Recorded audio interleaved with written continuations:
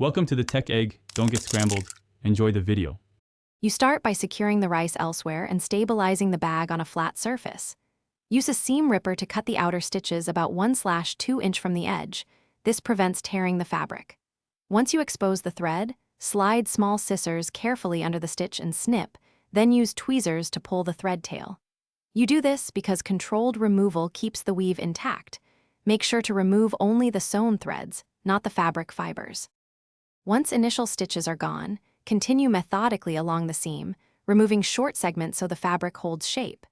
You use tweezers on knots to prevent pulling fabric fibers. Scissors trim tight loops flush with the cloth so nothing snags. If the bag's inner lining shows thread remnants, brush them out gently into a bowl to avoid losing rice.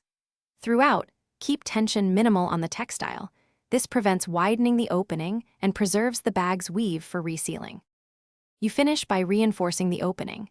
Either hand sew a backstitch about 3-4 mm apart or apply fabric glue along the seam and press for the recommended cure time. Once done, trim stray threads and press the seam flat so it sits cleanly. Then test with a small amount of rice to confirm no leaks. If tearing or a hole appears, patch from inside with a fabric scrap and seam sealer. This fixes stress points and prevents recurrence, ensuring the bag stays serviceable. Thanks for watching. Consider subscribing if I helped unscramble your problems.